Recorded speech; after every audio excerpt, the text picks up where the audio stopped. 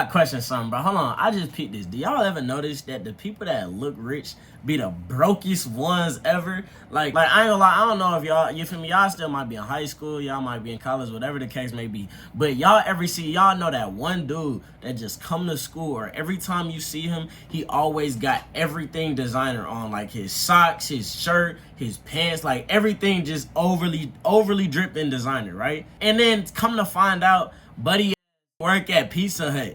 You dig what I'm saying? And it's like, ain't nothing wrong with a little Pizza Hut job, but it's like, bro, you looking at him and you might think, oh, he's stacking over, like you feel me? He do something to get over, like hella cheese. The whole time, bro, he just a regular dude. Or even that, he might be less than a regular dude. Y'all know that one person, bro. I noticed that, bro. It's a common trap that, you know, we oftentimes fall in. And, you know, the instant we see somebody that looks like they got a lot of money, we tend to believe that that's their reality. When, you know, in all actuality, bro, they might not have a lot of money, and really they might be struggling. And, you know, you can tend to look at yourself in reflection of, or in comparison to him, and you thinking, oh, damn, I'm less than bro, or like he obviously on a higher level than me because he look like it. Whole time, you the one that got the upper hand. That's gonna be the topic of today's video. What it do, y'all? It's your boy, 𝐓𝐞𝐡, you feel me? I just tossed up 3 thick bitches in the air. Y'all think it's something crazy already. I'm talking about weights. I was in the gym, goddamn, I was you feel me? Oh, I gotta cut that out. It's cool. I was in there, bro. I was really in there. You feel me? I'm doing my little 1-2. You dig what I'm saying? So, yeah, that's not the topic of this video, though. It's cool. So, we're going to get back into the topic. Let's get straight to it. I'm on your mama. You feel me? Speaking of that, make sure y'all like, comment, subscribe before I take her. Let's get it going. And I ain't gonna lie, this is probably something I learned hella early, too, because this go back to when I got my first car. I was 16 years old when I bought my first car, by the way. You feel me? So, I just remember having a conversation with my dad. Like, I was telling him, like, yeah, all when I was younger, before I turned 16, like I was 14, 15, I was always saying, yeah, I want a Honda Civic EX hatchback 2023 for my first car. You feel me? That's what I want my first car. I want a Honda Civic Sport. That's what I wanted.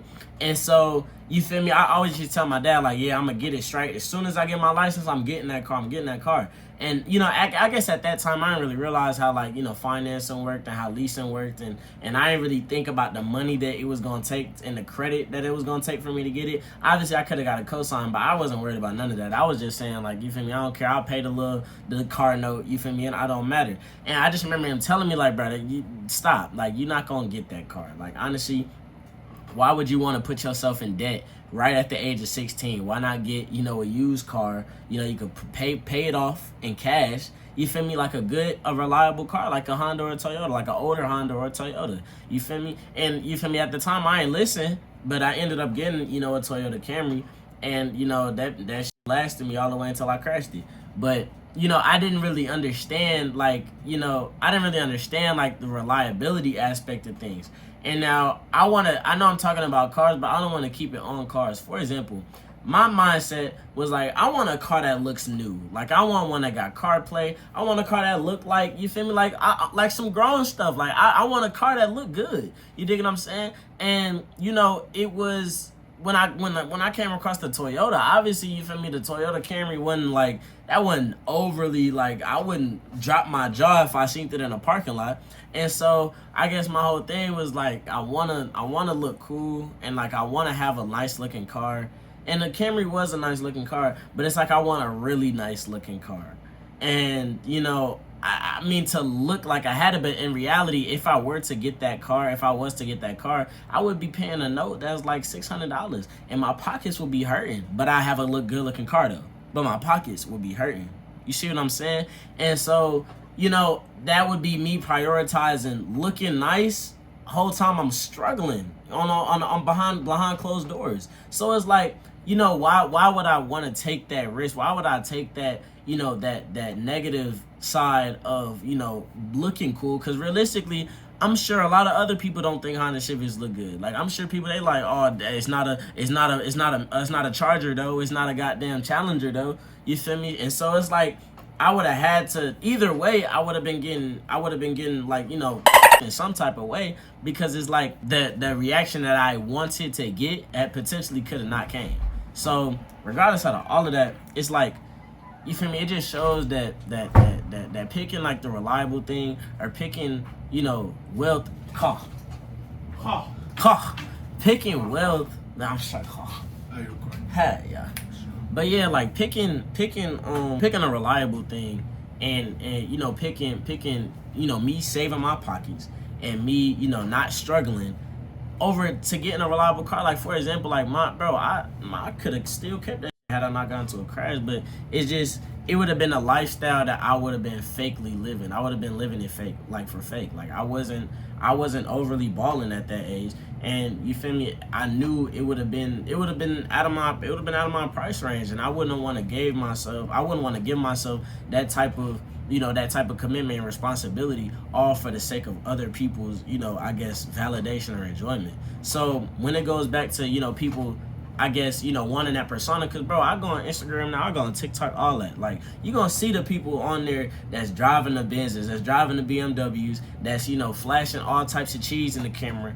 And, you know, you're going to start to feel some type of way, because you're going to look at your bank account, you're going to look at your environment, and you're going to be like, damn, like, I ain't really, you feel me? Well, I ain't living like he is. Whole time, you only seeing what he posts.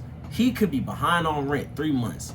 He could be all types of up behind cameras. But you're not seeing that side. You only seeing the flashy popping side. And that's what I'm saying. Like, you can't, you're risking your own personal growth.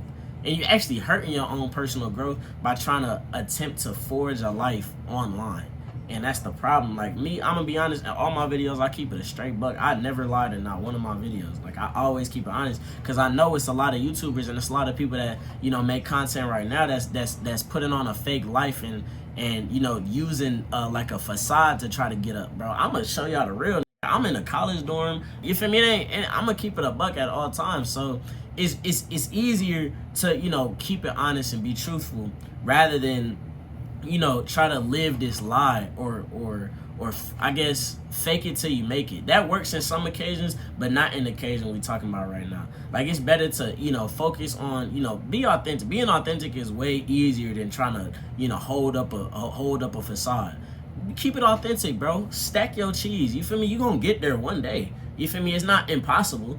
All you need to do is stay down, you feel me, stack your cheese, and stop worrying about, you know, what other people gonna think about you, bro. Don't leave the crib thinking, oh, somebody might not like me because I ain't got Balenciagas on, I might not got Amiris on. Bro, I wear Nike and Adidas all the time. Or either that, or I'm wearing black tees from Target. And that's if I'm feeling extra luxury. Like, I probably got, you feel me, 2 pieces of designer, and I bring those out on like very special occasions. I'm not one of them hype beasts. And, you know, like I talked about in my last video, like a lot of that be buying like all the designer every time it come out, that be just blowing their paycheck on all the designer. They be the ones that be 30 years old still living with their parents, because they done not save. They ain't saved nothing from their last job. They ain't did, you feel me? They ain't invested no type stock or Roth IRA. They ain't do none of that. So it's, the important thing is you gotta prioritize your future over the present. Like, you might got to, you feel me, look bummy for a little bit. Like I said, bro, you don't even gotta look bummy, bro. If your thing is, okay, you wanna look presentable, that's fine. You could get some presentable stuff without blowing thousands on, you know, shirts and shoes. Like, it's very possible. It's ways for all of that. But, you know, don't get so hung up on, oh, I gotta look this way so I can be addressed a certain type of way. Like, bro, my respect that I get, or when I enter rooms, when I have conversations with people, their respect for me doesn't go down because I don't got on the newest designer shit. It raises because they hear how I talk and they hear, you feel me, what I got going. So you always gonna get way more validation by being yourself rather than just putting on the fit. Cause think about it, the nigga that got all designers from head to toe can have conversation levels worth, and he could be about nothing. He had no plans for the future. He got no plans for his environment or his community, and he just don't got no vision. Now you take the guy in nothing but Old Navy and Goodwill, and he actually got billion-dollar plans. He got a mission. He trying to get to that cheese for real, and he understand that staying down is the only way to come up. It's levels to this, bro. You can't, you feel me? You can't hop into a field that you're not ready in. You gotta stay in your pond until it's time to get to the ocean. DFG4L, we got this bitch. DFG4L, bitch.